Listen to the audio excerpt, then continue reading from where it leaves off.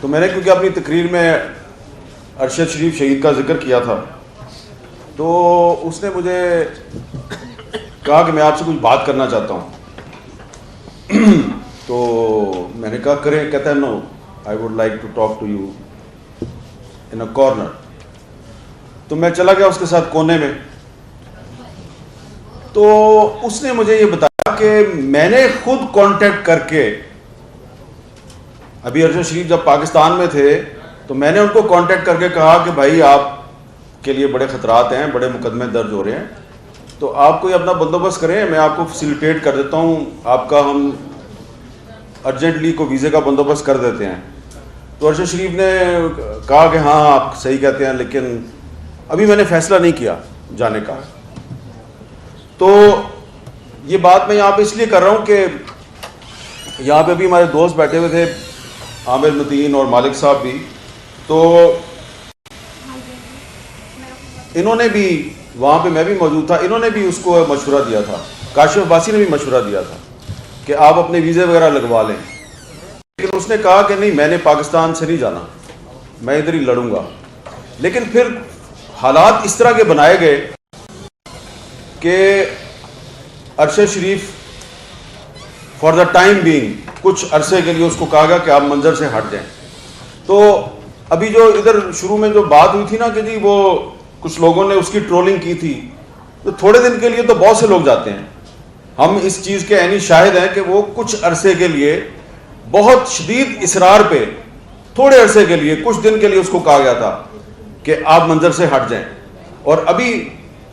یہ 1.5-2 گھنٹے پہلے ایک ڈپلومیٹ جو ہیں, ویسٹرن ڈپلومیٹ, وہ بھی مجھے یہی بتا رہے تھے.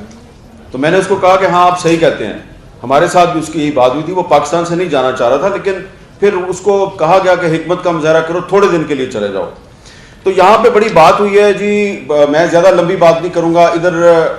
ایک حکمت عملی بنانے کی بات ہوئی ہے کہ اسٹریٹجی کیسے بنائی جائے کہ ارشد شریف کو انصاف کیسے دیا جائے. یہاں پہ عمران ریاض صاحب جو ہیں انہوں نے بالکل صحیح کہا کہ سیاستدان جو ہیں وہ تو اس قابل نہیں ہیں کہ وہ صحافیوں کی زندگی کے لیے خطرات بنے, لیکن وہ کبھی کبھی سہولت کار بن جاتے ہیں. تو سیاستدان جو ہے اس میں واقعی جرت تو نہیں ہوتی, لیکن وہ اپنی کمزوری اور بزدلی کی وجہ سے سہولت کار ضرور بن جاتا ہے, تو اس کو سہولت کار نہیں بننا چاہیے. ہمارے یہاں پہ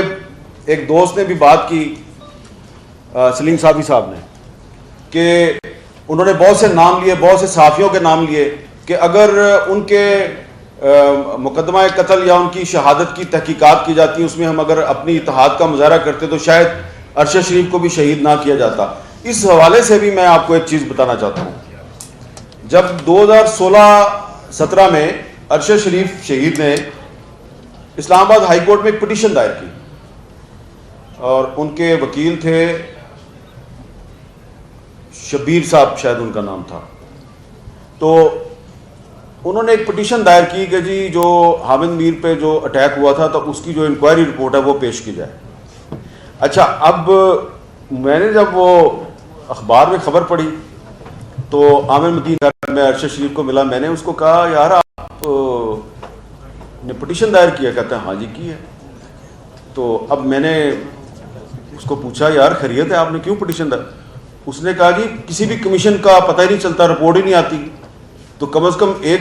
یہ کمیشن ہے, اس میں سپریم کورٹ کا چیف جسٹس جو ہے وہ اس کو ہیڈ کر رہا تھا, اس کی سربراہی کر رہا تھا اس کمیشن کی,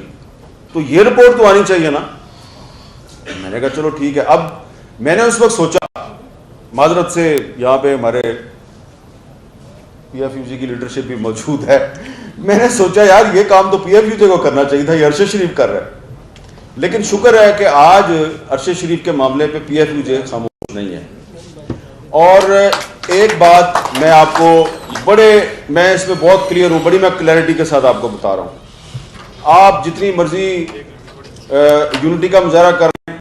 آپ یو این کو خط لکھ دیں, آپ جا کے حکومت وقت کے ساتھ سارے اکٹھے ہو کے چلے جائیں, جتنا مرضی پریشر ڈال لیں,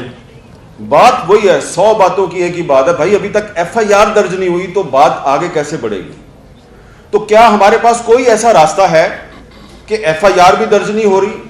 اور سپریم کورٹ کا چیف جسٹس جو ہے وہ بھی ایک از خود نوٹس لے کے اور اب صرف خانہ پوری کر رہا ہے، اور جو حال ہے اس وقت عدالتوں کا وہ بھی آپ کے سامنے ہے، اور جن پر شک کیا جاتا ہے، ارشد شریف شہید کی والدہ نے جن لوگوں کو نامینیٹ کیا ہے ان کا بھی آپ کو پتہ ہے، تو کیا ہمیں انصاف مل سکتا ہے؟ ایک سوال ہے۔ بہت سے لوگ یہ کہیں گے کہ انصاف نہیں مل سکتا۔ میں یہ سمجھتا ہوں کہ آپ کو انصاف مل سکتا ہے۔ کبھی کبھی ایسا بھی ہوتا ہے کہ انصاف جو ہے وہ آپ کو ہائی کورٹ یا سپریم کورٹ سے نہیں ملتا، آپ تاریخ سے انصاف طلب کر لیتے ہیں، اور تاریخ سے انصاف طلب کرنا آپ کا حق ہے، اور جب آپ کو حق نہ ملے تو پھر حق کو چھین لینا چاہیے۔ اب آپ سوچیں گے کہ یہ ہم انصاف کیسے چھینیں؟ انصاف چھیننے کے دنیا میں بہت سے جائز قانونی طریقے موجود ہیں۔ میں آپ کو ایک ایسی تجویز دینے لگا ہوں کہ اس تجویز پہ عمل کرتے ہوئے دنیا میں پچھلے 3-4 سال کے دوران بہت سے صحافی جن کو مختلف ممالک میں ان دی لائن آف ڈیوٹی ان کو قتل کر دیا گیا، تو ان کے اہل خانہ نے، ان کے ساتھیوں نے جدوجہد کی، ان کے ملک کی عدالتوں نے ان کو انصاف نہیں دیا۔ آپ نے supreme court bar association, Pakistan bar council, human rights commission of Pakistan, reporters without border, committee to protect journalist اور فری پریس ان لمیٹڈ، ان سب کے ساتھ مل کے ایک میٹنگ کرنی۔ یہ اس لیے میں نے نام لیے ہیں کہ جو دی ہیگ میں پیپلز ٹریبیونل بنایا گیا ہے، جو دنیا کے مشہور صحافیوں کے قتل کے مقدمات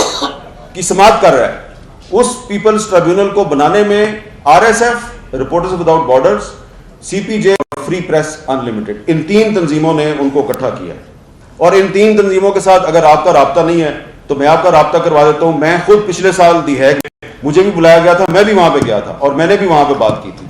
تو یہ کوئی مشکل کام نہیں ہے، آپ نے پیپلز ٹریبیونل بنانا ہے، آپ کے پاس بہت بڑے بڑے لائرز ہیں، آپ کے پاس بہت بڑے بڑے ججز ہیں، لیکن اس میں ہوگا کیا کہ اس کو بالکل اسی طریقے سے چلنا ہے جیسے کہ ایک پراپر کورٹ چلتی ہے، اور اس میں آپ اپنا جو پرائم سسپیکٹ ہے، ملزم، جس کا آپ سب کو پتا ہے ملزم کون ہے،